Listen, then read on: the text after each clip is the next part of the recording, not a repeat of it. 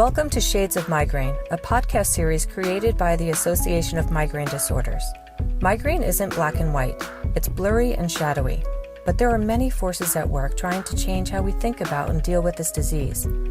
We hope you'll enjoy listening to a wide variety of voices, including the perspectives of both people living with migraine and those that are trying to help. Each will share their unique shade of migraine. Today we will hear from Dr. Dale Bond, Associate Professor of Psychiatry and Human Behavior at the Weight Control and Diabetes Research Center, which is affiliated with the Miriam Hospital and Brown University Medical School in Rhode Island. Dr. Bond will tell us how he became involved in migraine research and what he's learned about the correlation between migraine disease and obesity. I'm Dale Bond. I'm an Associate Professor of Psychiatry and Human Behavior, and I work at the Weight Control and Diabetes Research Center, which is affiliated with both the Miriam Hospital and Brown Alpert Medical School. I've always been interested in migraine because I suffered from migraines as a kid, and that were often frequent and quite severe. And I still experience them to this day, but not as frequent or severe. And I've always just kind of been fascinated by the complexity of the disease and how little we know at this point, even now. When I did my PhD, I worked with Kathleen Degree, who is soon to become president of the American Headache Society. And she and I developed a behavioral skills training program. I've always kind of been interested in the behaviors that contribute to migraine, and so we developed a video to try to help patients better self-manage their migraines. And so that involved taking medications more appropriately and regularly, also in terms of stress management, relaxation techniques, as well as physical activity. And from there, I took a job as a faculty member at Virginia Commonwealth University, and there I worked with an addiction medicine specialist, and he and I did some research in terms of trying to understand some of the aberrant medication taking behaviors that patients with headache engage in and the degree to which their physicians know. And we found very low agreement between patients and physicians in terms of both the types of aberrant medication taking behaviors they were performing, as well as the frequency of those behaviors. And from that institution, I came to my current institution. And the focus here is obesity and weight control. However, and that's another area of research that I'm interested in terms of behavioral treatments for obesity, but I wanted to develop an intersection between my two interests, which was migraine and obesity. An important meta-analysis just came out in the Journal of Neurology.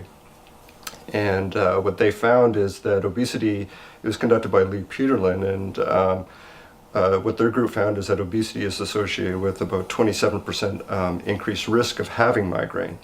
However, that's after controlling for two important variables, which is age and gender. So what it suggests is that this relationship may differ depending upon the age of an individual as well as their gender. And if we look across the different studies, what we'll find is that this association between obesity and migraine tends to be stronger in reproductive age individuals as well as women.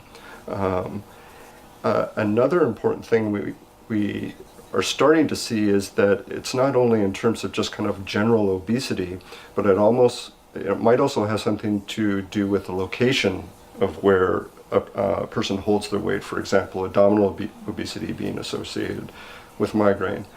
And it's not just the overall obesity, but also the degree to which somebody is obese. And so individuals, for example, with a body mass index over 40, which we would call severe obesity, they're at much higher risk of having migraine compared to someone who has more mild obesity. So a lot of the work that was done before I started looking at this relationship, and which kind of inspired me to do the work that I'm doing now, is in terms of can weight loss be used as an adjunct therapy for migraine in individuals who have obesity or overweight. And our group conducted the first study to show that weight loss is actually associated with a reduction in migraine frequency as well as severity. And specifically what we showed is that after bariatric surgery, in patients with migraine and severe obesity, we saw reductions in migraine frequency, pain severity, as well as headache-related disability. But one of the problems with that study is that it was non-randomized. So we don't know to what degree other, for example, participant expectancy effects might have played a role. So what we need are randomized controlled trials to more rigorously test the efficacy of weight loss as a treatment for migraine. And so we just completed data collection on a NIH-funded study that actually tested the effects of behavioral weight loss compared to a migraine education control condition. And so in this particular study, women, reproductive age women, so 18 to 50 years old with a BMI of at least 25, up to severe obesity. So 25 BMI would be considered overweight, and then all the way up to a BMI of 40, which would be considered severe obesity. And so in this study, women were randomized to 16 weeks of group intervention of either behavioral weight loss, in which we taught them different behavioral strategies to try to increase their physical activity and also change their diet. However, we did not talk about migraine. And the control condition, which they received 16 weeks of migraine education, but we didn't talk about obesity or weight loss. Okay. And we submitted data on the primary outcomes to two conferences now, the International Headache Conference as well as the Obesity Society. And we hope to try to publish those results probably by midsummer. One study that was conducted about 5 or 6 years ago involved a study of almost over 700 women with migraine.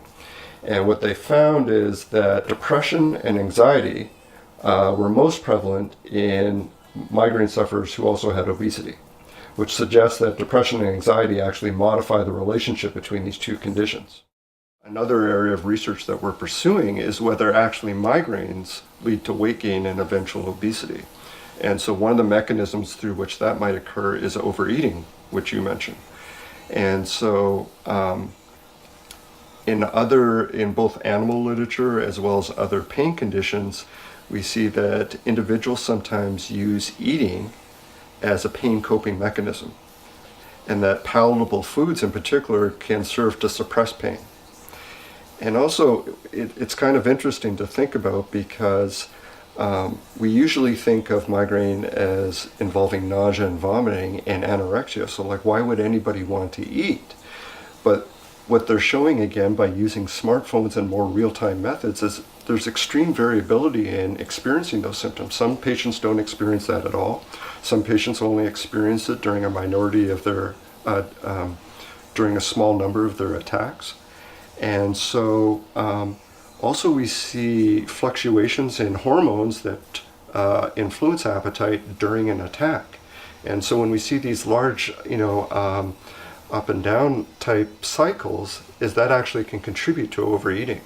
But no one has studied this yet, and so this is one of the other areas of research that we want to look at. And thank you for tuning in to Shades of Migraine. For more information about migraine disease, please visit migraine-disorders.org.